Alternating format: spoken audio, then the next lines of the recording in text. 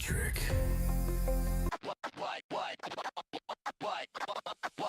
Wake up, sun shining, time to rise and grind. Coffee brewing, Rich Rockwell's on my mind. Mics are high, got that energy flowing. DJ in the booth, and the laughter keeps growing. Wrestling announcer spitting lines so quick, like with a football game. And he's a play-by-play slick. Torch in his hand, now he's running the show. Funny man vibes, got that endless flow. Guests lined up, bring them one by one. From the ring to the field, oh, this day's just begun. Rich Rockwell, the morning vibe, feel that beat. With the whole world tuning in, let the laughter compete. Football plays, wrestling tales, it's all about the zest. This show is for the people, man, we're bringing our best. Yeah, I step up, bringing our best. So, we're bringing our best. So, we're bringing our best. Yeah. From local legends to stars on the rise. Every week a new voice, endless surprise. Rich keeps it rolling like a perfect pass. Jokes on deck, no worries, just laugh it off fast. Rolling through topics, touch on culture and more. Life's a ring, man, we're ready to score. Got fans in the stands, hear them shout and cheer. Rich hooks us close like a friend always near. Rich Rockwell, the morning vibe, feel that beat. With the whole world tuning in, let the laughter compete. Football plays, wrestling tales, it's all about the zest. This show is for the people, man, we're bringing our best. So come on in, it's a party, no regrets. From the mat to the mic, hit Fred with our DJ Rich Rockwell and Rio. Don't miss a beat, each episode's a journey where we laugh and we cheer. So strap in tight, folks, the show's pumped up here. Rich Rockwell, the morning vibe, feel that beat. With the whole world tuning in, let the laughter compete. Football plays, wrestling tales, it's all about the zest. This show is for the people, man, we're bringing our best.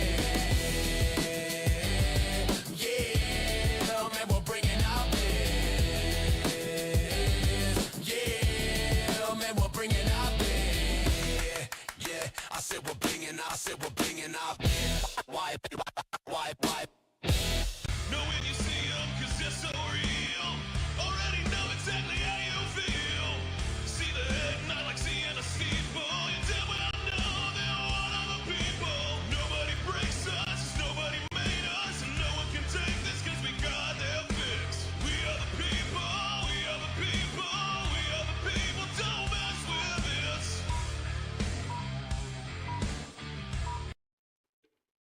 Yes, sir. Good morning. It is Monday morning. Yes, we are back. It is. Good morning, people. Happy New Year, everybody. Hope everybody's doing good. Hope everybody had a wonderful, Christmas and New Year's. I know mine was absolutely crazy, man. We had family in visiting. They just left to head back to Michigan yesterday. My mom and my brother were down for pretty much the last month, man, and so it was good, of course, seeing them and spending time with family for so long. So, Michigan mom, man. Michigan That's how she introduces herself to everybody. So, but yes, we are back. It is our first episode of Rich and the People, a.k.a. Patrick and the People, but we've decided to rebrand it of the new year on our normal day. So we're swinging into our new schedule, man, and it's firing off for me, man. We got this that we're going to do Mondays. Normally at 8 a.m., started at 7 a.m. because kiddo's still out of school. They don't go back till Wednesday. It made me laugh because I was like, oh, New Year's is over. It's time to go back to school. And I was looking at the schedule, and I was like, why did they not go back till Wednesday? And it said because they have staff development days today and tomorrow. Okay, and I was like, you have had 2 weeks without my child to be developed. So vacation, they get vacation on top of vacation, right? Right. That's what, dude. Wait, hold on, Rich, real quick. Y'all need to take these kids back. Wait, hold on one second. I want to look into the camera and apologize for all you who were watching our last show, which was the pop-up. I kind of got irritated a little bit. My professional life, right, got into personal life. If you know me, you know what I do. Off cam, I do a couple other things, ventures. Wait, what do you do off cam? Off cam? I'm just playing, man. You better stop. Long story short, I went ahead. There was people that contacted us, was really concerned. I appreciate the lookout. I'm perfectly fine now. It's okay. Just it was a little fly in the ointment that kind of got me worked up, but I'm back now. I'm okay, so I apologize for that. Right. It was an interesting first up pop-up episode. So Yeah. nonetheless, let's of course say what's up to all the people joining us in comments, all on YouTube so far I see, and on Facebook. What's up, little doggy? How you doing, man? By the way, this all that you're looking at, of course, they can't see it, but for you, we now have this nice new stand along with the Mike's Smoke Season Salt Cam, man. That is correct. That's correct. And let's give a shout out to, hey, this is crazy because this is like becoming one of my buddies. Let's give a shout out to Tactical Turkey. Yes, sir. My boy Andy. Good morning. Where are the ladies at this morning? Good morning, Tactical. Yeah, I saw a mistress in there. She said good morning. Mia said good morning. Little doggy said, hold on, wait a minute. I'm not sure. He said, oh, he has to point out what a badass Ontario is. Man, dude, hey, I appreciate that, bro. I appreciate it. I'm going to say this, because I'm trying to go there, but if you do get a chance, please come out March the 7th, Carmichael Center, Searcy, Arkansas. Rich is going to be there. I will be there. And I'm going to be there. Please come on out. If you're Patrick and the People, Rich and the People, Two Ball Guys, Dads at the Dark, anybody that's in this family of the Tribe of the Tribers, please come out and check this out. It's going to be a great night. For sure. We've got a jam-packed episode, of course, for you today. Much of our normal things that we do all the time, but we do have a special interview coming up a little later that we got to sit down with a local independent wrestler. It goes by USJ. USJ, Yeah. And it was a great interview with him, man, so we'll be sure to play that later, so y'all hang out for that. Right now, let's go ahead and jump into some news you can use. Don't know if you heard over the weekend, this has been, of course, news everywhere, but a U.S. military operation has captured Venezuelan President Nicolas Maduro, drawing sharp international criticism, especially from China, which called the action illegitimate and accused the U.S. of acting like a world judge. Apparently, Venezuela's acting president, Delcy, and forgive me if I mispronounce this, Delcy Rodriguez, has signaled a willingness to cooperate with the U.S. following the raid, offering a more conciliatory tone after earlier outrage. So yeah, that's pretty much what's been in the news, man. I know everybody's been talking about it. I've been seeing it. I don't really know more than that because I don't follow that type of news. But apparently we showed up at dude's house in the middle of the night and we're like, hey, you're coming with us. By the way, the country's ours now. Okay, so here's the thing. It's like, What's up? How could I leave Wendy out? I'm sorry. I was just scrolling through the comments here, and Wendy, my Aunt Wendy, she's back out on the road. She says she's in Razorback territory, but heading to Indianapolis. So be safe on your drive, Wendy. yeah, please be safe. Please. Yeah. It's weird that you say that, too, because we're just looking at the weather, and me being an idiot, I'm thinking it's saying snow, but it's saying rain. Bro, this is starting to freak me out. It just really is. The fact that we're getting this type of weather right now. Yeah. I mean, is it that weird for down here? Because to me, I'm like, hey, it's warm in winter. That's all I Wait, care did we about. not just look at the forecast? We got 70s. Yeah. In January. Coming up next. Yeah, it's normally snowed by at least now, right? Bro, we're not even getting it. It's not even, I mean, it's not, the only job you can have and be wrong all the time and still keep your job is a meteorologist or a politician. Wah, wah, wah, wah. Right. So Little Doggy says he lived on the largest military base in Venezuela. We dropped right in the middle of it and took him. Wendy said I'm the red-headed step aunt, so.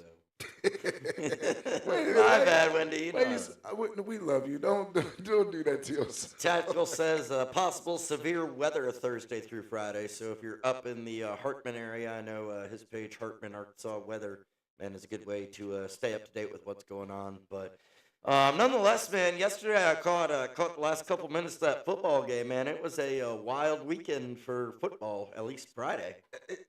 It was wild regardless, because, like, it was teams that got in the playoffs because other teams. Do you know the Panthers are getting in? I think they're 8-9 or 9-8. They got in because somebody else lost to somebody else who lost to somebody else. Then they won for somebody. So they had to have, like, somebody win and somebody lose. And everything that happened, that concoction of stew worked to where they end up being, because it was like it was a three-way tie. And guess who won? To me, the weakest of the three won, but yeah.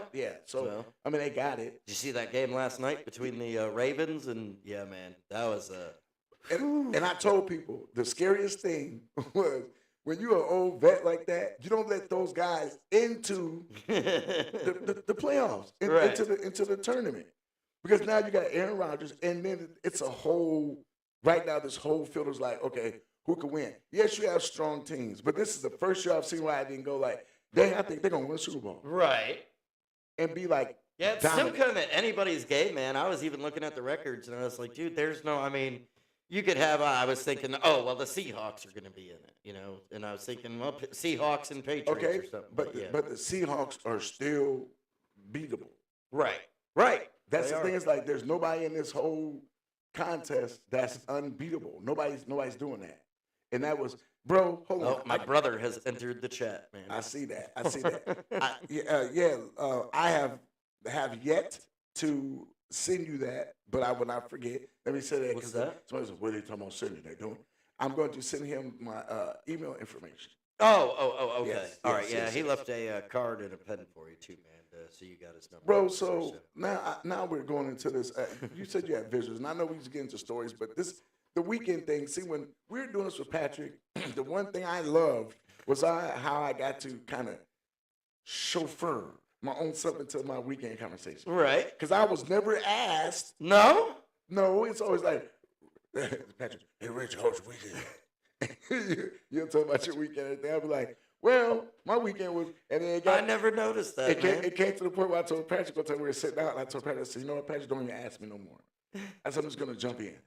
And it's just my thing to just jump in. So Patrick could be like, hey, Rich, how was your weekend? And I'm like, I'm just waiting, and I'm double dutching like, then as soon as they bam, hey, my weekend, so, You know, on the flip side of that, though, you have no idea how many times I would be like in my computer and looking up stories, and Patrick is starting off the show, and we'd have a guest, and he'd be like, "So how was your weekend?" And I'd start talking, and he'd be talking to them the whole time, and I was, it was very awkward. Real quick here, man. Well, first off, how was your weekend, man? What'd you do? Okay, so my weekend was very, very interesting. So what ended up happening was, to be honest with you, Sup, I T-Mac? could. What's up, T Mac? What is up, girl? I could have spent time with my podcasting partner. We had some things we're supposed to do. Right. Well, at the time, I got a little invite to go to someone's home, and it was kind of cool because like this person I know him personally, so I'm not gonna go into any names or anything because I don't want to, kind of embarrass them or anything. But I'm gonna talk about this regardless. So I get to their house, right? Right. And the guy that I'm going to the house, he's not the type of guy that'll buddy up. Matter of fact, if I could put Tactical Turkey in a smaller body and give him red hair, he would be this guy. They're like almost identical. Matter of fact, I'm gonna hook them up together. But this guy is, he lives in a log cabin. Okay.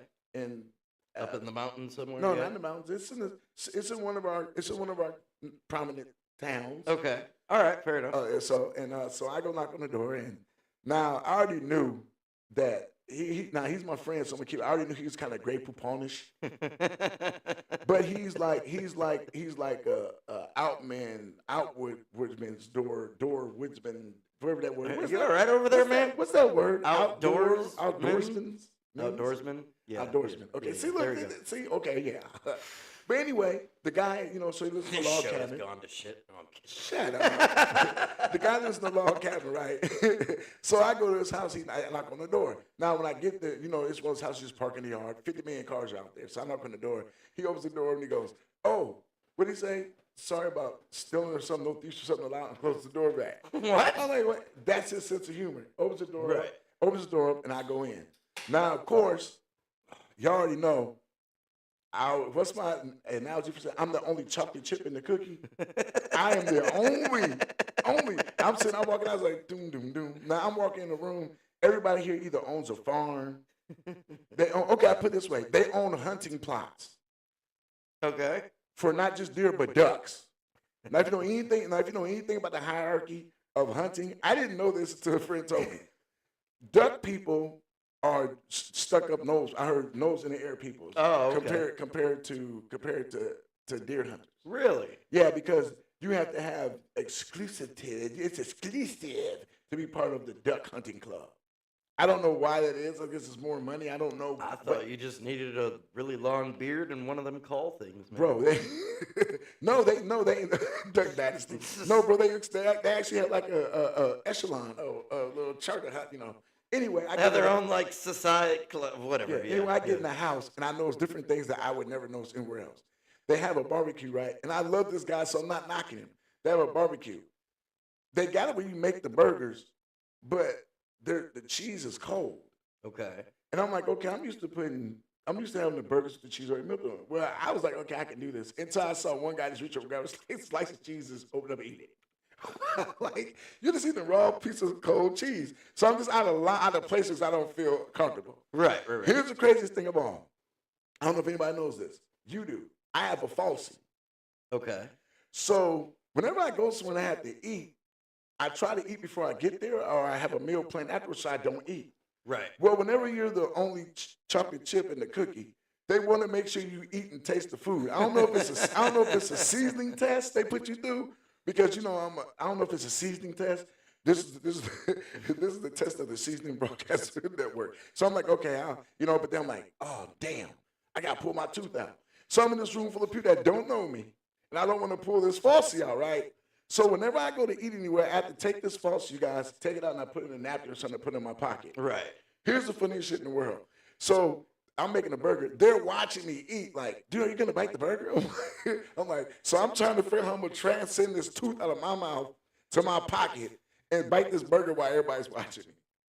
So it's like, now I become this big ass science experiment. Right. It's like, okay, Right. let's just test the Let's see what he can do. It's going. So, dude, I'm literally like, she's talking. So, Susan, lady, I'm like, it's just, oh yeah. I said, oh my, I'm looking. I'm like, oh my god, I love that vase. She turns around like this. I got the napkin.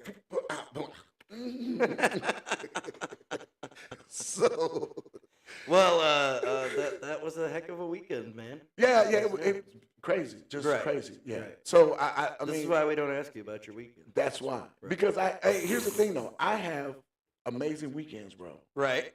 And that's crazy, especially being a guy of my culture. We don't have amazing weekends. That's always. Hey, can we be real on? We can be real here, right? No, absolutely not. Okay, let's get real. That's white people stuff. Y'all have amazing freaking weekends. Y'all go bungee jumping and shit and hang gliding and skiing and hunting.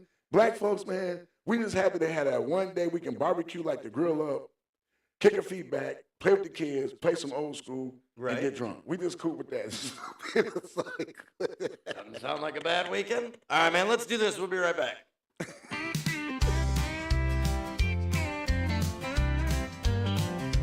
Well, I pulled into the diner just past the old oak tree. Ain't no fancy five-star joint, but it caught my eye, you see. The waitress wore a smile, and I knew right then I'd found a treasure on that menu, the best ham sandwich around. Oh, it's the best ham sandwich in this whole wide world. With cheesy goodness melting, it's a flavor unfurled. Smoky, salty heaven, every single bite. I could fight a bull for it, won't stop till the night. The bread was fresh and golden, with crunch that made me sing. Tomatoes red and ripe, oh man, that's the real thing. I'm sitting by the window, just watching time roll by. With the best ham sandwich in hand, I could smile till I die. Oh, it's the best ham sandwich in this whole wide world. With cheesy goodness melting, it's the flavor unfurled. Smoky, salty heaven, every single bite. I could fight a bull for it, won't stop till the night. So raise a glass of sweet tea to the taste that sets me free.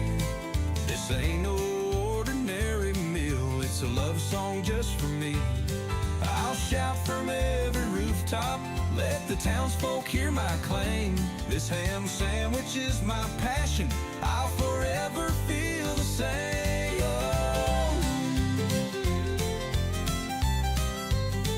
Oh, it's the best ham sandwich in this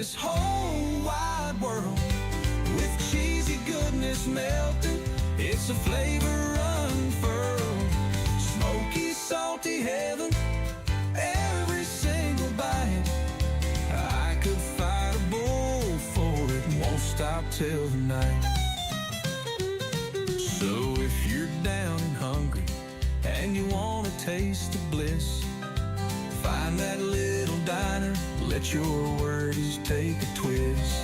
One bite of that creation, and you'll know without a doubt that the best ham sandwich, it's what life's all about.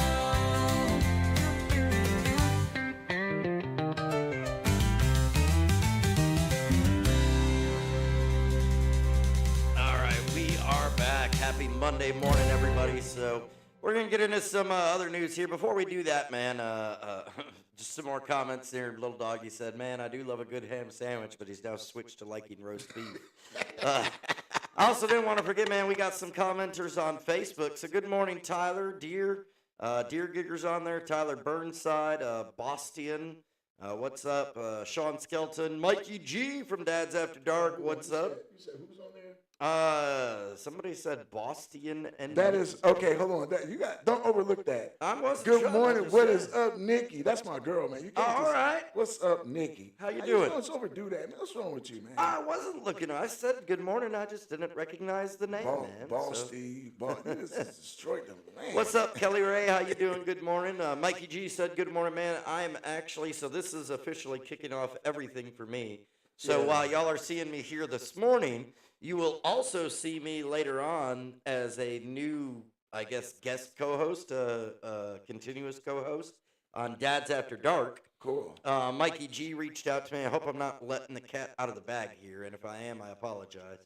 But he had reached out to me over the weekend. He said, hey, man, are you ready to start? And I was like, yeah, absolutely, man. Let's do it.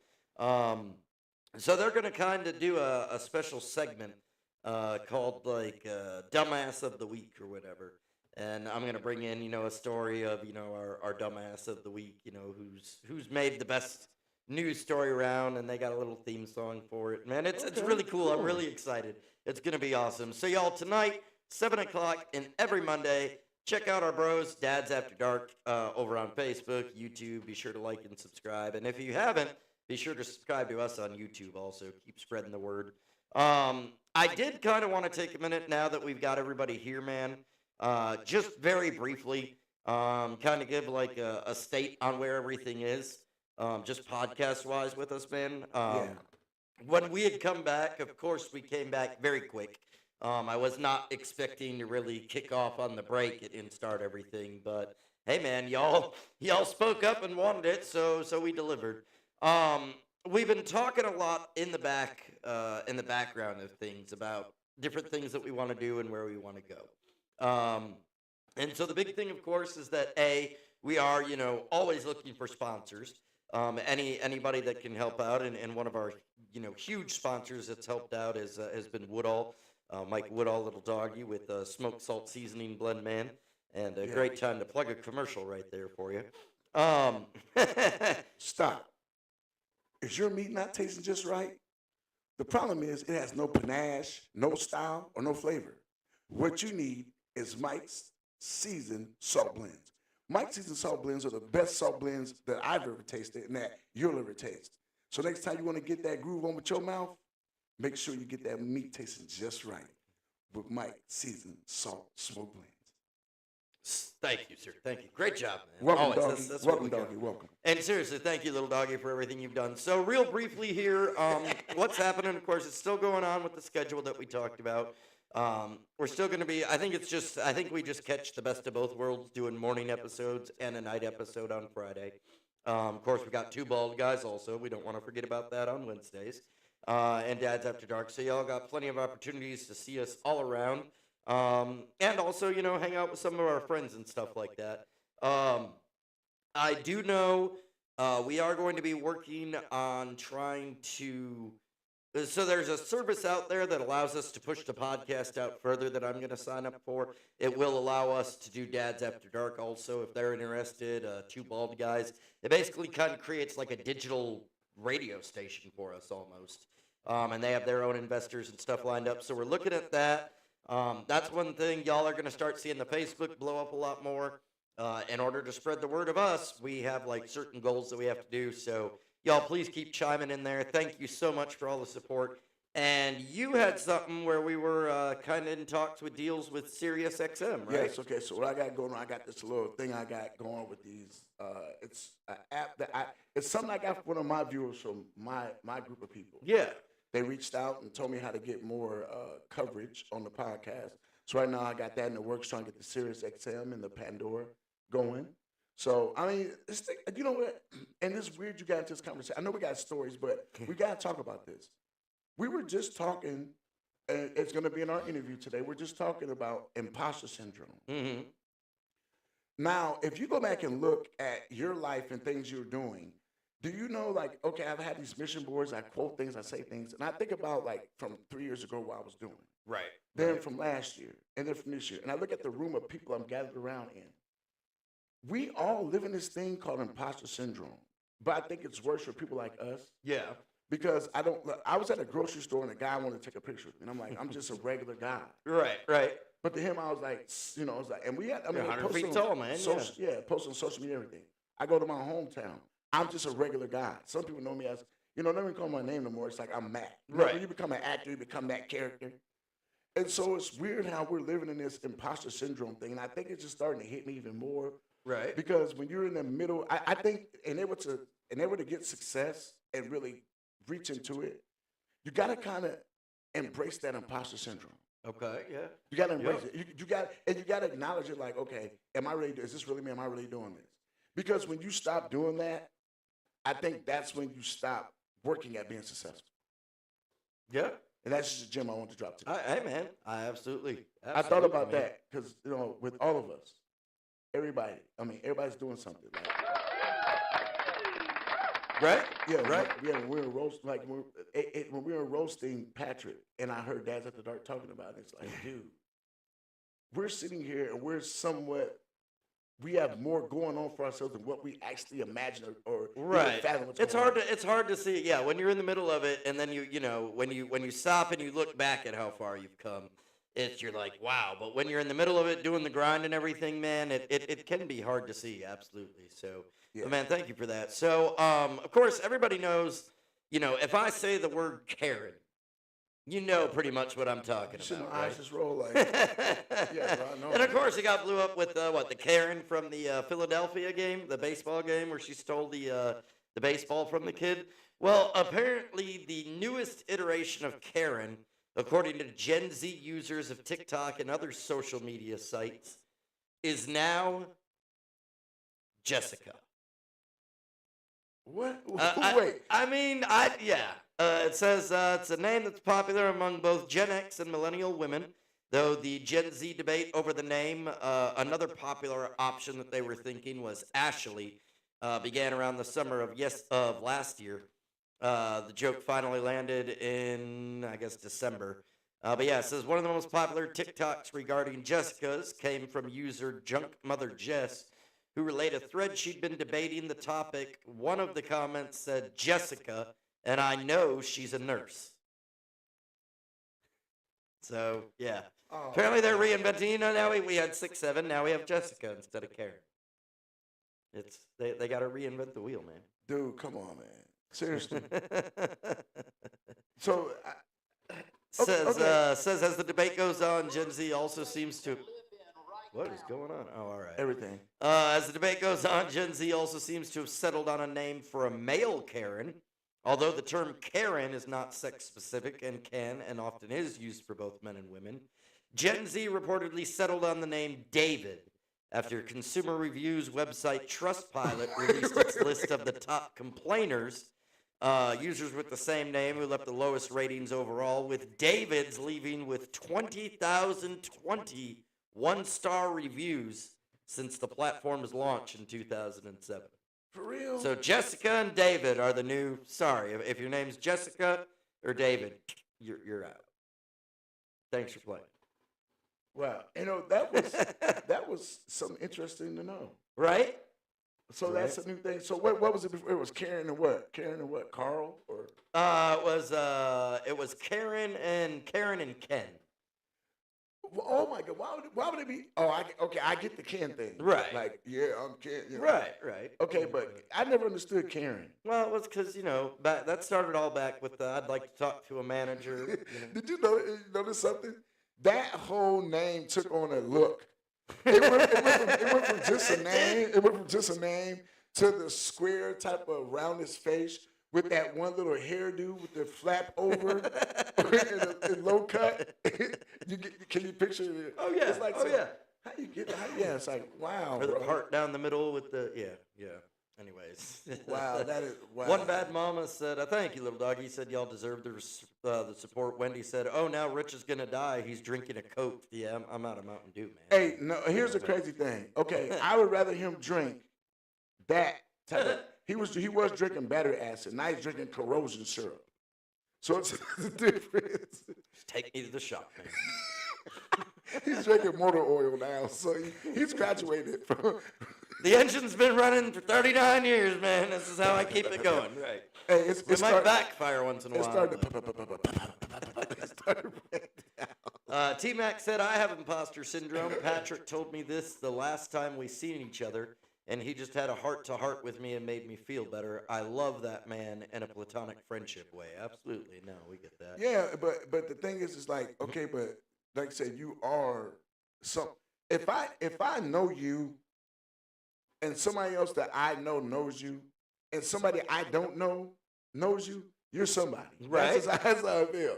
It's like if you got more than 3 people that know you're somebody. Right. It's right. like besides, I mean, ain't like we people sitting in our grandma's or mama's basements eating snacks and playing games. Oh wait, we so bizarre. I apologize about that. But I forgot who I was talking to then.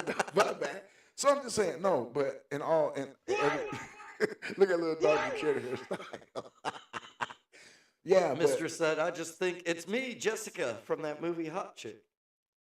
Yeah, it's me, Jessica. Right, but people, please understand where this is coming. I'm glad Rich gave the history, so we know where it's coming from. Because like that "Bye Felicia" thing went out the window. There was people. I literally that stopped. was popular for a minute. I literally stopped the girl, and I did. I knew I did on purpose. I went to the most hello-ish type of hood I could find, and I said to girls, I said, "How you doing?" She says, "Bye, Felicia," and I said, "What movie is that from?" Real quick. She said, "That's from a movie." I said, "Yeah, Friday. Never seen it." And I wanted to just come across the register and just give her one to the back of the neck. It's like you're saying a quote you never seen the movie. So I just think that sometimes you got to get the history. But I'm glad you get a history behind that because I didn't know where the hell Karen came from at all. I never knew where Karen came from. This story was sent to me over the weekend, man, and it shocked me, man. I'm not even gonna lie. Would you stop? What is that about? No, this is a serious story, man. Yeah, I'm serious. I'm saying I'm asking you to stop for a second. Oh, it's because this is the story. You know how I'm about young ones. Right. Is this the one about the young? Yes. Oh my God. Yeah. Go ahead. That's why I didn't want to put it in like this shit ain't funny, but it is. I'm speechless. I'm really at a loss for words, but. This is from Milwaukee, Wisconsin, and I'm not building this up in any way. I'm not smoking you out. This is a serious story. A father accused of throwing his 8-month-old son against a wall because he was losing at an NBA video game, leaving the child with 6 broken ribs, a broken collarbone, was reportedly sentenced to 12 years in prison on Tuesday, which he deserves to be thrown underneath it, buried. I mean, just. But Jalen White, 22, was arrested in November 2024 after the mother of his child rushed their baby to the hospital when she arrived home to find that the baby was twitching and barely breathing. The child was diagnosed with skull fractures, 6 broken ribs, and a healing broken collarbone by hospital staff. The child even lost his pulse at one point, requiring multiple instances of CPR to keep him alive. Doctors did not expect the boy to survive, but he made a miraculous discovery despite the situation. I think that's supposed to be recovery. White gave authorities multiple different stories about how the child was injured during his initial round of questioning, including a claim that the child fell off an air mattress onto a carpet, but none were satisfactory to investigators due to the severity of physical trauma the child suffered. White eventually admitted that he dropped the child while playing video games, which led him to tell the real story. He threw the 8-month-old against the wall because he was frustrated about being down 2 points in the fourth quarter of a match in NBA 2K, an online basketball video game. He said, he explained that he was trying to calm the baby down while playing the game, but eventually became frustrated and threw the child against the wall above his bed. Yeah, we'll just see. He pled guilty to it, sentenced 12 years in prison with 7 years of probation. But, man, just absolutely, like...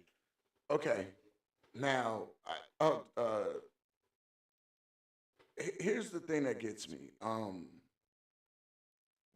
For all of us who have children, all of us who have grandchildren, Right. you know why this story hits even harder? It ain't just for the fact what happened. It's the fact that I've been that parent that's been frustrated about something. But you can't. Wait, hold on. You gotta let me finish. Right. I'm not gonna go bad with this. It's gonna be a good. No, I know. We've all been frustrated. But those of us that have cognitive thinking skills know how to remove your ass from the situation. Right.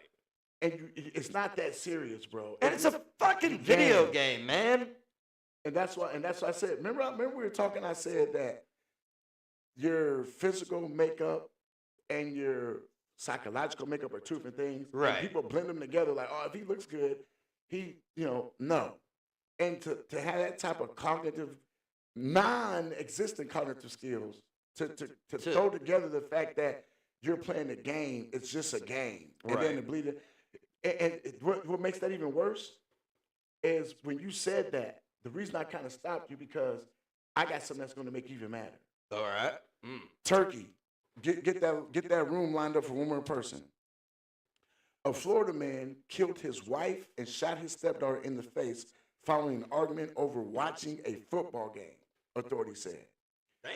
Jason Kinney, 47, had been drinking and watching Monday Night Football in his shed in Highland City, just east of Tampa, until 11 p.m. on December 22nd. Kenny then went inside his home and waited and wanted to continue watching the game in the living room where his wife Crystal was. Crystal didn't want, basically she denied because she didn't want to watch the game. Right. She She was was like, like, I I don't don't care. As the fight escalated, Crystal told her 12-year-old son to run to the neighbor's house and call 911. As the boy ran out the home, he heard the first gunshot. Responding deputies found Crystal dead inside. Her 13-year-old daughter was shot in the face and the shoulder, and Jason was gone. The infant daughter the couple shared was unharmed, and the 13-year-old survived the gunshot wounds after the bullet hit the bridge of her nose and deflected through the top of her head. Oh, my God. Oh, man. Okay, I'm not going to finish reading the story. The baby girl, the infant daughter didn't get hurt. The little boy ran. Okay. But he deceased her, Right. unalived her, and then did serious damage to the 13-year-old child. What? There's some. You know what? Rants aren't always a bad thing. Sometimes they're a good thing. If you don't want to have children, don't have kids. Right. If you're going to have children, love them, cherish them, take care of them. There are people out here right now that want children that cannot produce those children and would love to have a child in their home right now. There are people who have raised thousands of millions of children who want to raise children right now. So for all you little imbeciles, and I'm saying it like that because I'm ticked right now, so all you little imbeciles out here playing parents that don't really want children but have fun making children, stop it. It's not a joke. It's not a game. Being a parent is very serious. Being a parent takes love. Being a parent takes patience. Being a parent takes knowledge, skill, and wisdom to understand a person's emotions and the way things work in life. And if you want to sit around all day playing video games or watching a damn game and getting drunk, do not take it out on your family because the team you rooted for did not win. Take your ass down the street with the guys at the bar and pick a fight down there. Preach it. Enough said. For real, man. For real. You couldn't get. Yeah. It's just a crazy, man, these are stories. This is another one that I saw. An Illinois woman is accused of pouring camping fuel on multiple baby cribs inside a Walmart and lighting them ablaze while the store was packed with patrons. Adeline Monette, 21, has been charged with aggravated arson, says the McHenry County State's Attorney Office announced. I'm not sure where that is. It says on Wednesday, New Year's Eve, at about 7:20 p.m., the suspect entered the Walmart located in Woodstock. I believe this is in Illinois, Woodstock, Illinois. Yeah, I know that's it. She then proceeded to the camping equipment aisle. Monette allegedly removed a can of camping fuel, put it in a shopping cart, and moved to the baby infant section of the store. She then returned to the camping aisle, obtained a second can of camping fuel, and returned to where she had left the cart. With all those actions being captured by surveillance footage, Monette is then seen pouring the fuel on multiple cribs, setting them on fire, and then leaving the store. Wow. Woodstock Police Department said, noting the defendant allegedly used matches to light the blaze. Officers were called to the scene and identified the suspect through her vehicle registration. As firefighters arrived, they found the store being evacuated. Managers believe the fire caused more than $5 million in damages, both the loss in merchandise and damages to the store. The building's automatic sprinkler system allegedly put out the fire, which was in the back of Walmart. And of course, the store is currently listed as temporarily closed. Says, despite there being a full store of customers when this arson was committed, we are grateful for the swift actions of Walmart staff, yada, yada, yada. During her court appearance on Friday, Monette was revealed to have a pending criminal charge of arson out of Colorado, for which she was placed on supervised release pending trial. No motive or anything has been set. Apparently, she's just a pyrotechnic that likes setting stores on fire, man. But some fireworks for New Year's Eve, man. Well, guess what? She's going to jail, and she's going down in the blaze of glory. No. Let's do this real quick. We'll be right back.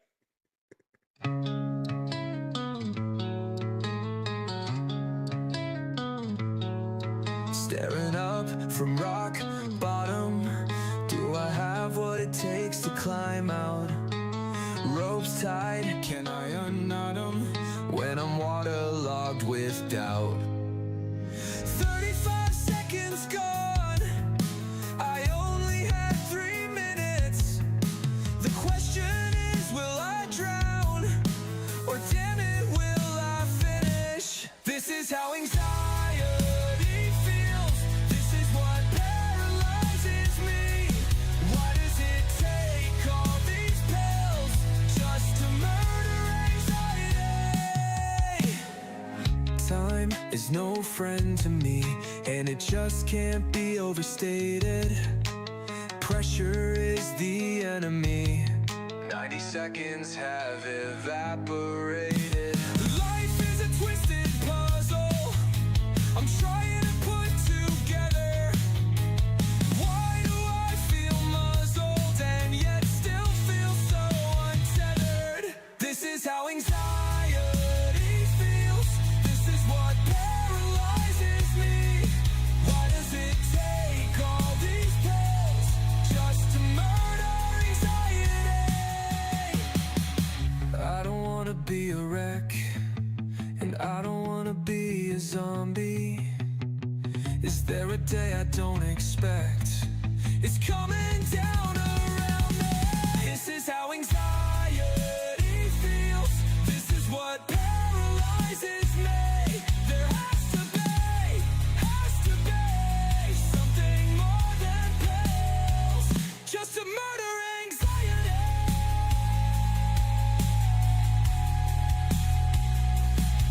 Is there a day I don't expect?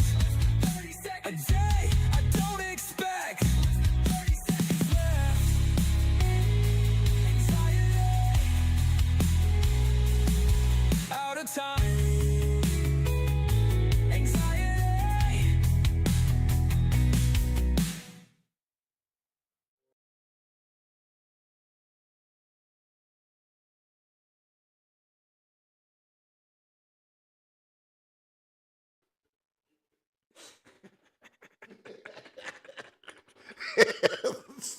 Some things never change, And, man. and we were laughing. Okay, wait, hold on. We're sitting here, and I was like, oh, Okay, shit, the song's done. Wait, so Doggy and Doggy, Turkey, T Mac, anybody, Murphy, everybody that's watched this forever, y'all know, if y'all around us, y'all know what happens during the little breaks. Well, sometimes you get caught slipping and you can't sit and get yourself back together in time. So that's what we were laughing about, man. We, Yeah, that and the dead air. Yeah, I was like, Hey. even here, it's still At least plagues it's us. at least it's dead air. When we used to first start doing two ball guys, it was live hot mics continuously. Right. I wanted to see how this one looked. All right, we got you cut off there, so I'm gonna have to fix that camera. All right, good deal. We got the new kind of behind the desk cam up here, and of course the mic smoked salt. Gee, good. You talk lately? Telling you, man. So hold on. So we got the Rich and the People cam, Right? What's up? and then we got the Mike's seasoned smoked salt cam right here. There you go. Hey, Hey, that that sounds so yeah. Hey, that voice is so melodious. I thought about doing some voiceover acting. What do you think? You should, man. You should. So we had mentioned it earlier. We're going to go ahead and let y'all enjoy this right now. We had caught up, what was it, just over the weekend with USJ, independent wrestler from up in the Fort Smith area. Really good conversation with him, man. Enjoyed getting a chance to sit down and learn more about him. And hope y'all do too. So here he is. Ladies and gentlemen, as always, thanks for tuning in. You know, this show is all about voices that rise from our communities and hit the world like a heavyweight punch. And today, man, I've got a special guest, somebody who embodies that grind to a T. From the heart of Fort Smith, representing Gladiator Championship Wrestling, he's an independent guy. He's been climbing rung by rung from local shows to the spotlight. Give it up for the rising force, the fighter with fire, USJ. Welcome to the show, man. How you doing? What is Great. Hey, Thank you guys for having me. Absolutely, man. hold Absolutely. up. You know how I did. You know, before you get the interview going, how I did. Yeah. Chauncey, I got it. So what is it's USJ? That is my boy USGA. That's right. I always do that. So like I said, I had big was it was Big Chance. But that's so USBA. Get it right, boy. There you go. That's I like USJ. Come on, GA, USJ, baby. Let's get it. Okay. I love it, man. I love it. Leave some flavor sprinkle on it. That's all. Well, let's cover over a couple things for those that don't know you, USJ. Just kind of a little bit of background, and please correct me if I'm wrong. But from what I understand, USJ has been working for about a year and 2 months, so about 15 months altogether in the scene. He was trained by the legendary Iceman Steve Frost and Chris Cage. Okay. Not only has he wrestled at Gladiator Championship Wrestling, which is mainly up in like Fort Smith, you know, kind of the northwest Arkansas area. He's also wrestled at Classic Championship Wrestling and Lionheart Wrestling. Okay. Some notable opponents from your past include Brandon Groom. I don't know if you know him or not. He's Yes. formerly of WWE. I know who it is. And NWA star Soda Pop, man, still active on the scene. Hey, So that's Soda- an act. I mean, very Yes, nice pedigree. Yes. I know there, who. man. I do know who Soda is. So yeah. He's also held the Cruiserweight title for GCW, and just recently, he was announced the Mid-South Rookie of the Year and the GCW Superstar of the Year, winning the Match of the Year, man. So, Wait a minute. 15 months on the scene, already some huge That titles was- underneath this Okay, belt, man. that was USJ. Okay, so congratulations, my brother, on that. Congratulations. Thank you. Absolutely, Thank man. you very much. So tell us, man, for fans that are meeting you for the very first time, who is USJ? USJ is a very patriotic, hardworking, nose to the grindstone kind of guy. When I put on a match, you may not come in and expect a 450 off the top rope, but I'm going to come in with some hard-hitting slams and some real technical work for us to pull out that win. Man, that's awesome. And you had mentioned that, you know, a 450 off the top rope, that is not an easy feat by any. And I know that we can't see here on camera, but just for those watching, man, how tall are you? What height are we talking? So I'm about 6'2". Yes, sir. Man, Dude, okay. that is some athleticism there. A 6'2" guy pulling a 450 off the top rope, that's not something you see every day, man. Yeah. Dude, yeah. I like that. Man, props to you, seriously. So your in-ring persona, as you said, you're very patriotic.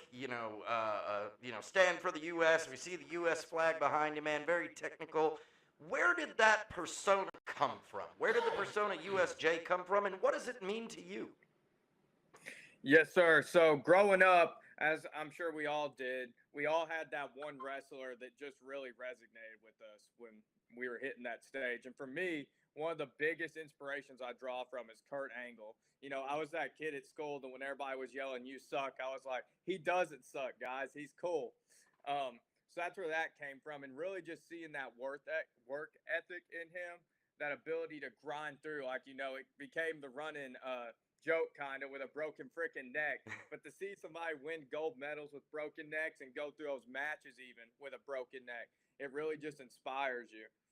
Absolutely, man. Absolutely. Yeah, I'd asked you that earlier when he told me we were talking off air for a minute, and he said, Kurt Angle was always kind of my inspiration, and I said, oh yeah, did you wrestle with a broke freaking neck? And he was like, actually, man, I have done that once or twice. So yeah. Here's the crazy thing about that is like I've trained. I'm not all the way trained. That's why I do the management things. I'm an amazing speaker. You see me in the ring do my thing.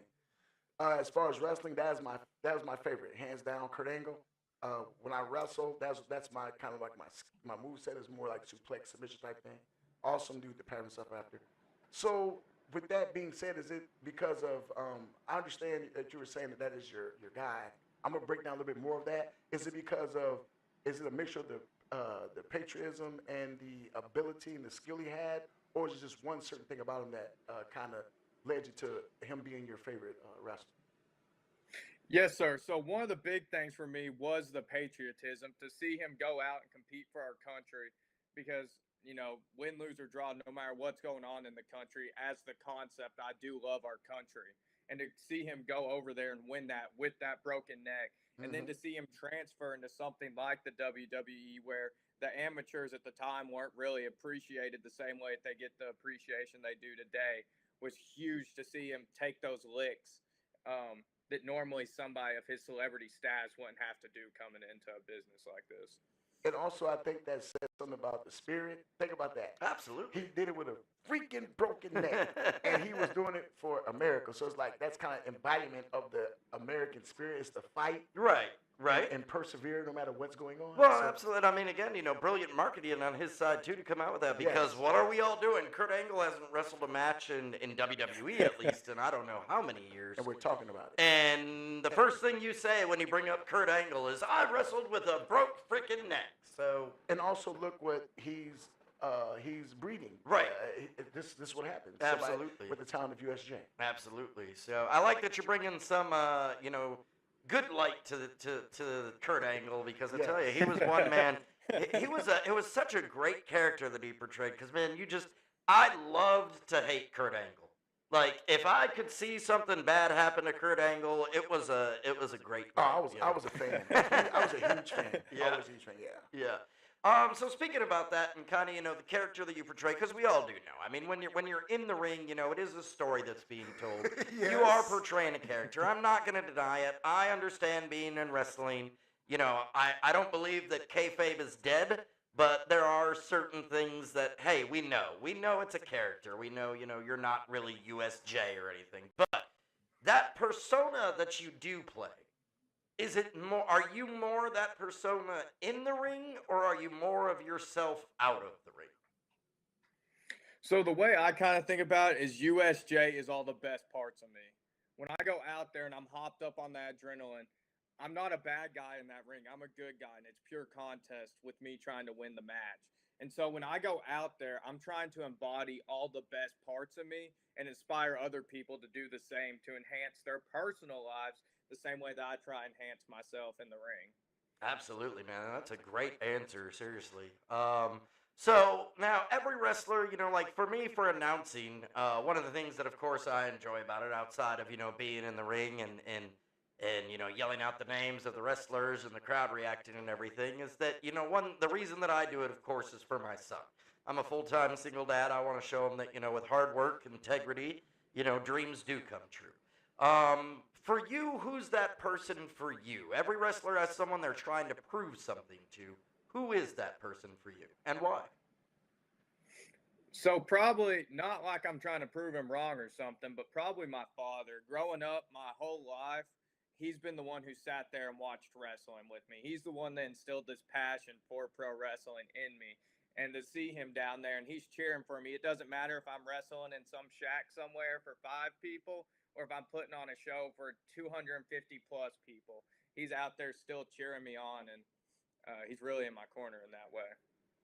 Man, that's awesome to have that support like that. And yeah, man, that's a I imagine that feeling is amazing to look over and see him in the crowd cheering you on like that. And Man, you know- that's really how I kind of started getting into wrestling myself. So And yeah. see, and that is why I manage. Yeah. Because if you know some of the guys I manage, this is the weird thing. A lot of guys I manage either have had situations to where they haven't really had the support and like that one figure that's always there.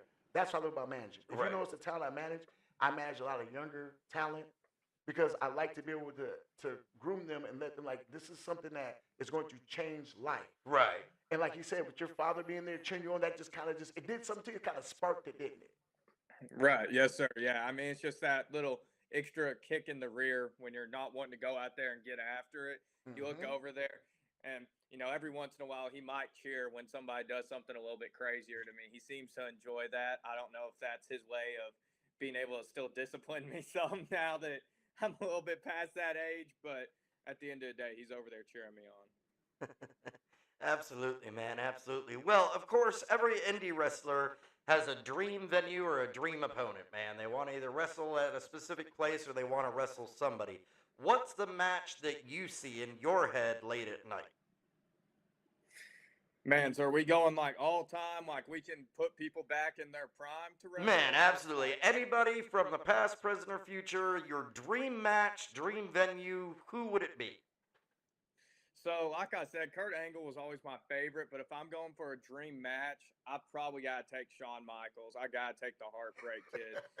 Watching that guy knew that work was the way coming. he could, like, he could go out there and wrestle an imaginary friend, and I'd be invested on the edge of my seat. And probably anywhere, I'd probably want to do it in Madison Square Garden. Yeah, yes, sir. Yeah, man. That is the dream venue there for anybody, man. Madison Square Garden. See, I could see him versus Javon. Okay, see, now the name's Javon Evans, but I knew these guys before they were. I was watching them in DPW before they became WWE guys. I'm that guy that watches all that indie stuff, underground stuff anyway. Right. But I could see him and Javon Evans Yeah. in seriously like a type of TNA type atmosphere. Okay. Like that type of building. Yeah. See, Madison Square Garden, that's the holy ground. Right. Shawn Michaels' holy ground. But there's something, I am a small promotion fan. Mhm. Always been that way. I think the guys give a little more grit to it.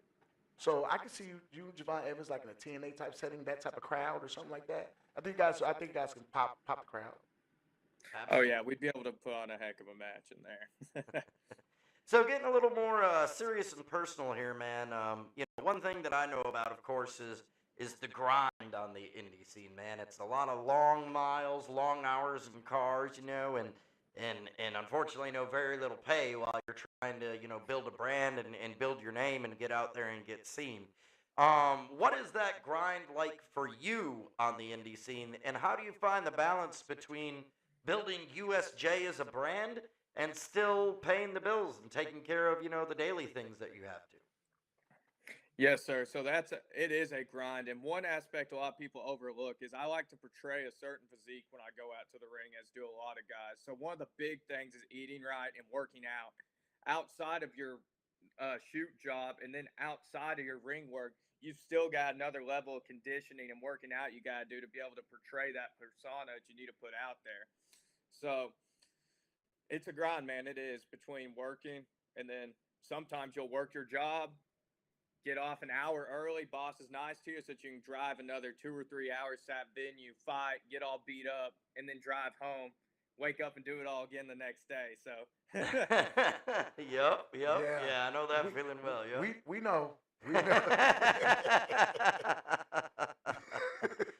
So, what is your favorite thing? Like, what is wrestling? We've talked about everything of your character and the grind and everything. What is it that you get out of it? Why do you put yourself in the ring and frankly, put your body through, a car accident every match? Yeah. It's really at the end of the day that connection to the fans. Because when I was growing up, I'd see somebody like Kurt Angle, we keep talking about. Brock Lesnar was another one of those guys.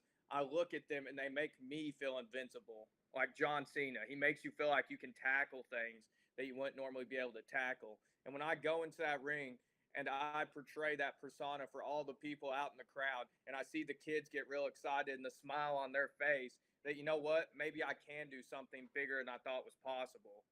It's just that connection with the fans for me. Absolutely, man. Absolutely. That's a great outlook too. Let me ask you, throughout your time in wrestling, uh, have you ever, what's the best way to put it? Have you ever kind of gotten in the ring and had that imposter syndrome? Maybe a little bit of doubt going into it. Should I be here? Is this going to work out? How do you wrestle with that? What with those thoughts? What gets you back up and motivated? One of the biggest things that I've done with everything in my life so far is why not me, right? And then when it comes to that imposter syndrome, one of the things that my granddad always told me, one of the things that stuck with me through my sports career all the way up into where I started pro wrestling was that every person puts on their pants the same way, and that's one leg at a time. So it doesn't matter if it's me, it doesn't matter if it's John Cena, we all put our pants on the same exact way, and we're all there to try and do the best we can for us fans. Absolutely, man. That's a great piece of advice, man. Yeah. I like that. I've heard that myself. So tell us, man, if people want to reach out to you, they want to know more, they want to see you coming up, what are the ways that they can connect with USJ?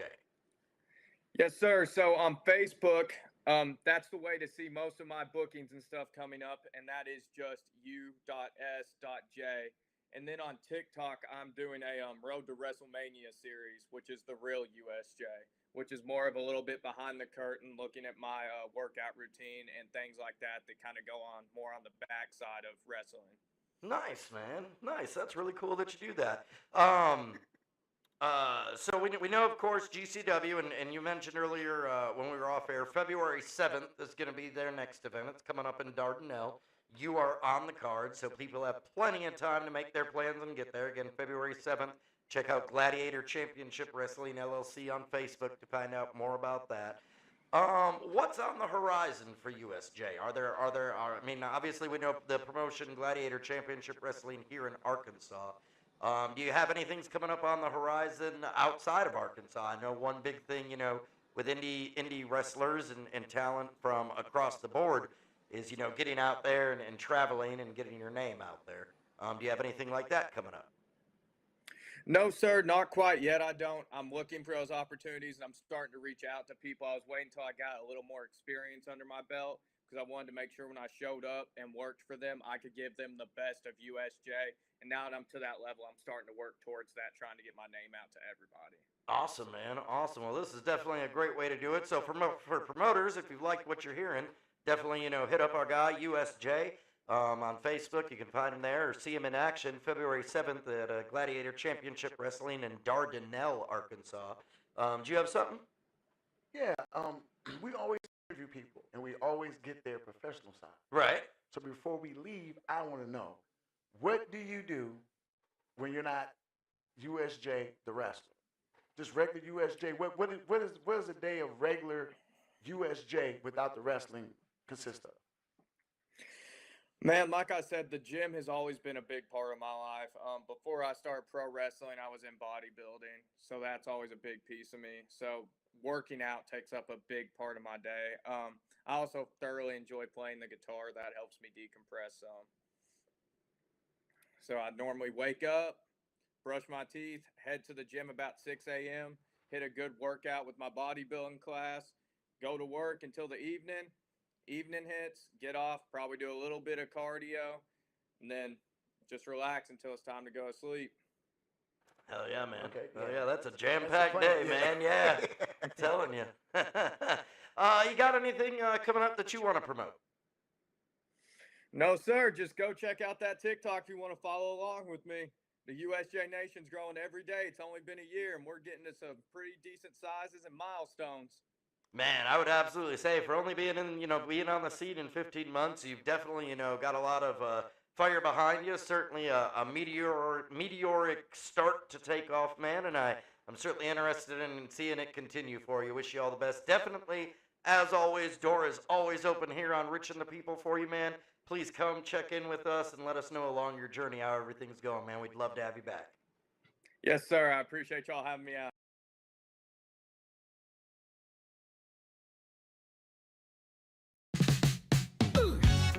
Oh, it's nighttime. It's the right time. Feeling this groove. It's so sublime, yo. That's right. I got my girl in the caddy, 4-door in a 6-body trunk. Yeah, she call me daddy, cause I'm the righteous father of funk. We bouncing at the stoplight, fenders moving to the beat. Everybody wanna get in right, it sure don't matter the street. Slow rolling in the roundabout, 2 wheels lifted and curving out. Purple paint popping under street lamps, flexing so hard, I almost caught a real cramp. Sitting cloud wrapped in my crushed velour. Grab a Cuban out the humidor. That Haitian smoke is silky smooth, but it ain't got nothing on this funky groove. We bouncing at the stoplight, fenders moving to the beat. Everybody wanna get in right, it sure don't matter the street.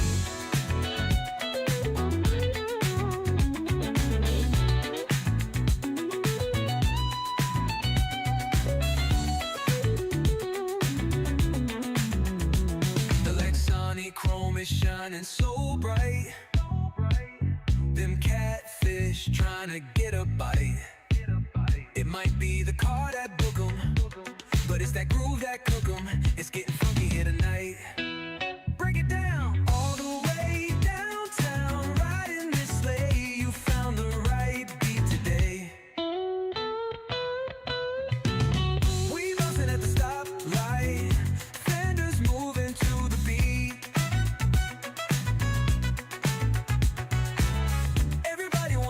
In right, it sure don't matter the street. Bass slapping, toes tapping, act like it didn't happen. Let's ride.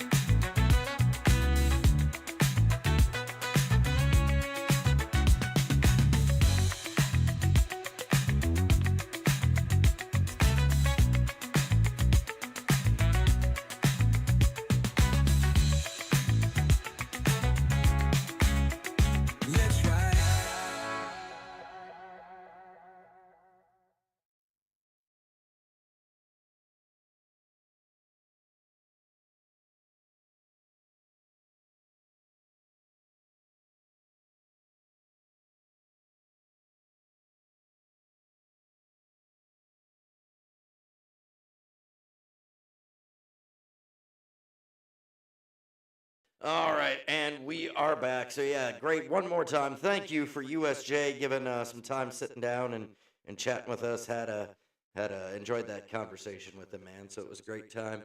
Some comments. Let's see. Tactical said earlier, I hate to be that guy, but I put both my pants on.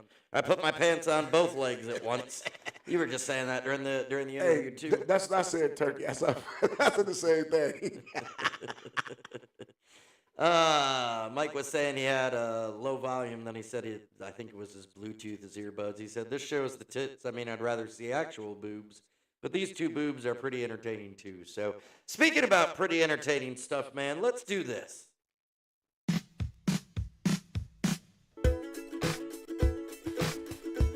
By the way, I forgot he was in comments earlier. What up, Luke? Thanks for joining in. Oh, yeah, you know what? I need to give him respect because he finally... Listen up now, I'll tell you a story. Without a doubt, it's kind of gory. It's the worst news you could ever hear. Things just like this make you fear. Lying lunched on a dumb guy's knee, or a big hard fuck drowning somebody.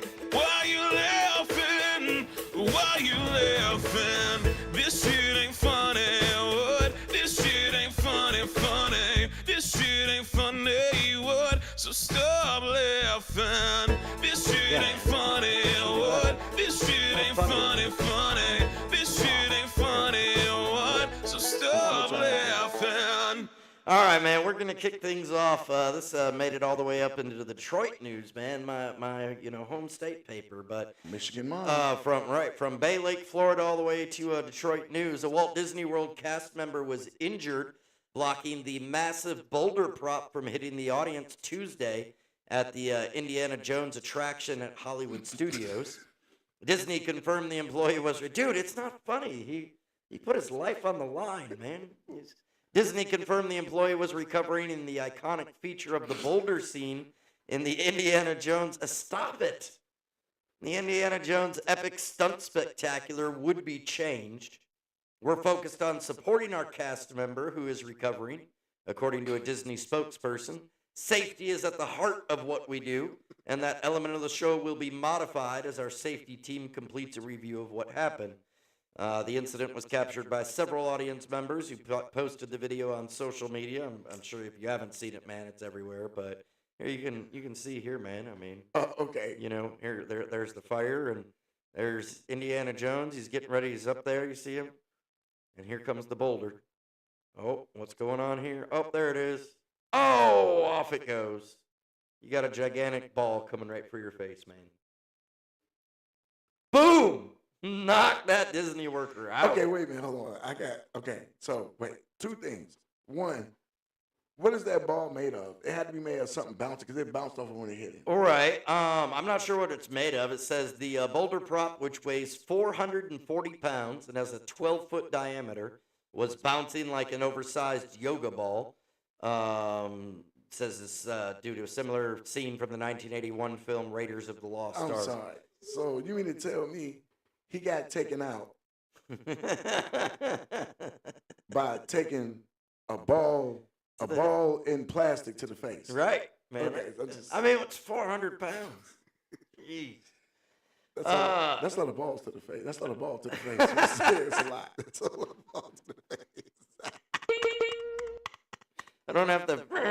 Yeah, we need to get that one back. We go to Ohio for this one. A Ohio McDonald's employee was rushed to the hospital. Why? I mean, wait, McDonald's. They must have ate the food. Or Well, no. They tried to fry something that shouldn't be fried, and they had their earbuds on. One of the AirPods fell out into a hot fryer, and they weren't letting that thing go. They reached into the hot fryer to try and grab the dropped earbud. Says according to WTRF, an employee at McDonald's location on Hanover Street in Martins Ferry, Ohio, was hospitalized after she reached into hot grease in an attempt to retrieve her earbuds. Stop laughing, man. This shit ain't funny. something.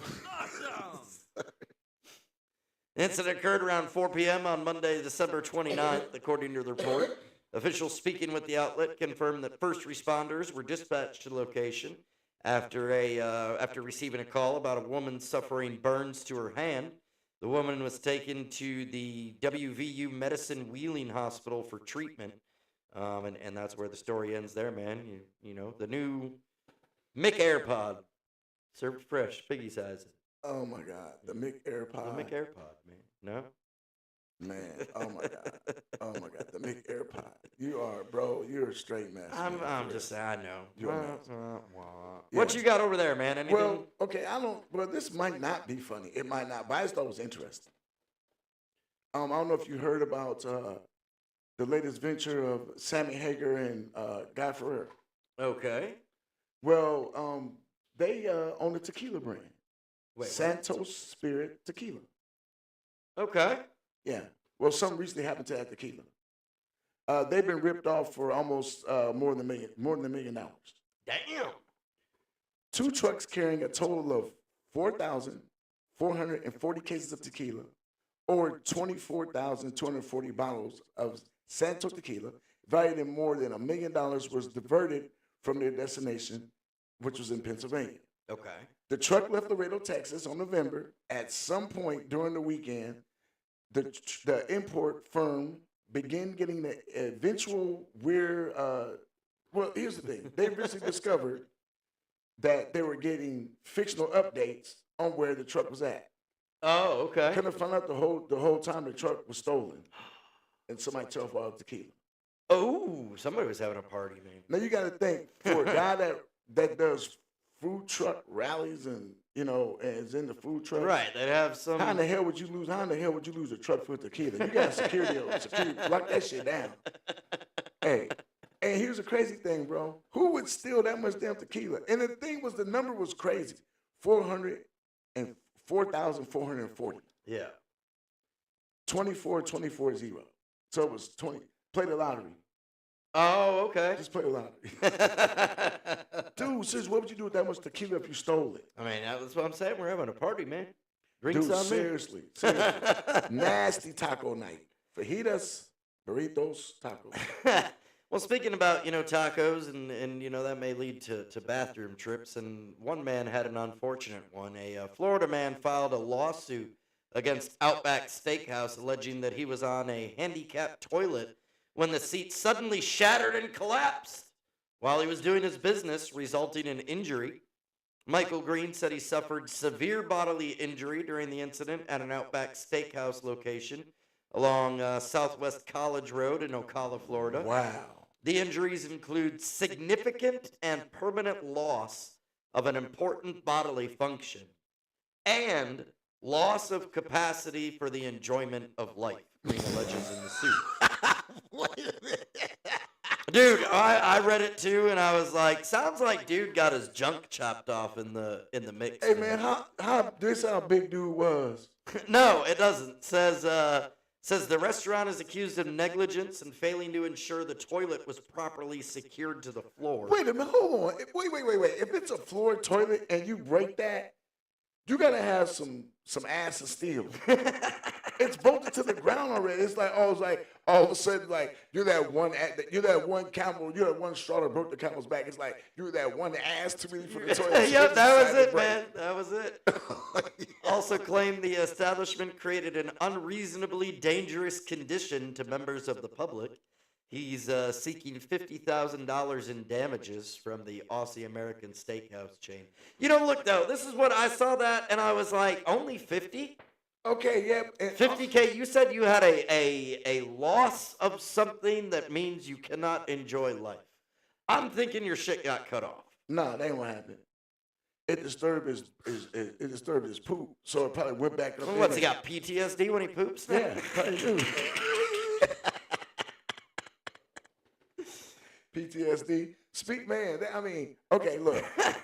You went there. Speaking of poop, but I'm thinking about it too. Also, no, it didn't break on anybody else. I mean, just you, just him, man. But here's okay. What's up, Dovey? How you doing? Good morning. Okay, so speaking of poop, I got something now. Turkey says he was whacking it and got carried away. That's the only explanation. Stop. Okay, this ain't funny. So I just want you to listen. Do not laugh. Okay. Now you're speaking of poop in restaurants, right? Sure. Well, I got a story that's going to take the cake. Okay. Man spikes his goodbye cake at work with laxatives. Chaos ensues as people shit everywhere. I told you not to laugh. I'm reading the story word for word. All right. So forgive me. Ben Waller, 44, of Houston, Texas, worked the corporate side of oil and gas industry for 20 years. He made quite a bit of money over the years and decided to retire early to enjoy the fruits of his labor. Ben was also glad to be rid of the coworkers so shallow that they could drown in a puddle. As typical of any goodbye party for an oil and gas employee, they pulled out all the stops and saying goodbye to Ben. There were a full table of barbecue meats and sides. Also, they were using Mike's smoked salt seasoning. Cornhole for the sport guys to play, and plenty of Bud Light to go around. I said Bud Light to go around. That's what Bud Light does happen if you play cornhole. Cornhole's the wrong people. Okay, no dating. Okay, so the centerpiece of the cake, a massive creation, was made to look like a barrel of oil. In the weeks and days leading up to his final day of work, Ben wanted to leave in a way no one could have ever forgot. His idea? Spike his going away cake with laxative. And spike it he did. Over 10 boxes of chocolate extracts went into the cake. Whoo! Not one to be left out. Ben also planned on having some cake too. I mean, who wouldn't want to eat? Who wouldn't want to shit on the floor of the former employee? It was cake time, and everyone was ready to chow down. Milton from the basement came. Milton from the basement. Nah. Nah. I'm gonna check you like a poacher, okay? Professional. Milton from the basement. He worked in the basement of the mail department. Are you sure this isn't like AI or something? No, those a real story. There's a look. There's him. There's the guy. This is real. Oh This is my no joke. gosh. I told you. Okay, so hold on. It was cake time, and everyone was ready to chow down. Especially Milton from the basement. Milton from the basement came up in hopes of landing a slice. 120 pieces of cake were dispersed, and within an hour of ingestion, over 100 people had uncontrollable diarrhea. The scene was everything Ben had hoped, and more. Shit running down the legs of people desperate to get into the already full bathroom. People shat in trash cans and in elevators. The chaos put a smile on Ben's face, so he was eventually found out. He was booked in Harris County Jail, no charges charges of criminal mischief. No one is likely to press charges because no one wants to go. Wow. No one talk about shitting themselves. Wow.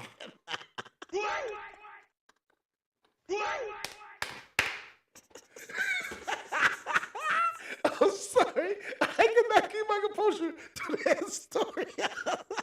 I think what took me out was when Milton came to the base to have a piece. That me too, man. No. Come on, that was too far. I can't believe that. That is. Look at his face, bro. He's like super happy, though. Look at that face. I bet he is, man. I'd be dying from laughing. Bro, we gotta show it. Can we show the people this face? I've got to show them this face, bro. Let's see here, man. See if they can see it on the camera. Hold it up. Hold up, man. Hold up, bro. This face. Okay, hold up, man. Oh, God. This guy looks so freaking. That face, bro. Right? Hold on. There you go. If you can see that, let's see. Let's go up there. There you go. See if they can. Yeah. That's a. Whew. Rich thought I was lying to actually show him the article, or the real article. He thought it was a joke. The thing that was so funny was he didn't retirement. He didn't want to get found out, so he ate a piece too. They said what gave it away was he was smiling too hard. No. Hey, guess what though? That's how he leave a job. He said he's tired of it and he can't take this shit Right. any longer. Literally. Y'all have this shit. Y'all, as always, thank you so much for joining us. Don't forget, Dad's After Dark tonight, 7 o'clock. I'll be on there. Wednesday, we're back at 8 with two bald guys, myself and my bro Ontario over here. And then, man, I'm relaxing for another weekend. We've got, actually, I want to let the people know, coming up January 17th, we got invited to go check out the Diamonds tryouts for the arena football team there in Hot Springs, of course, that I announced for also. But yeah, we're gonna go out there with the podcast, man, and probably a small setup, man. We're gonna check out some of the players, see if we can get some interviews, chat with everybody, and enjoy the tryouts and get a look at the team before they start up in May, man. So that's gonna be You fun. know what? I'm gonna bring my stuff too. We can actually I'll do like a little portable two-man. Yeah, two that'd ball be guys. perfect. Yeah. Yes, yeah. Yeah, so like you said, we got a lot of big things coming up. Richmond, our schedule is like we are going full steam ahead. So Absolutely. like I said, you'll catch us on Patrick and the People, a.k.a. Rich and the People, Right. on Mondays. And then I guess we're doing it again on Fridays. Rich is doing two, what's he doing? No, you're doing the Dads After Dark. Yeah, so I'm doing Dad's After Dark on Monday nights. Yeah. We're doing Patrick and Which- the People Monday mornings, and then the virtual hangout, Patrick and the People, Rich and the People episode Friday I night. will tell you guys too, Dads After Dark, I'm very jealous. Yes, I am. He wants to come on too. Mikey That's fine. G, So- Outlaw. Let's see what we can make Yeah, happen. one day, maybe I can come on and do my new style. I mean, what do you call it? We don't call it rants. What do you call it? It's like, oh, tell us what you're really thinking. Right. Tell us, Tell us So how you really feel. how do y'all think about that segment? I mean, like I did one today. It kind of was. It's always natural. Right. And what Rich does after I'm done, he's like he hits a button and says, "Oh, tell us what you're really thinking." Right. That could become a thing. Absolutely, man. I'm You never down. know what's Y'all gonna like that? happen. Let us know. Always stay in touch on Facebook, everywhere, y'all. We love y'all. Thank you all so much for the support. And we will see you tonight, Wednesday, Friday. We'll see you around. Thank y'all. Later. Hey, remember the white.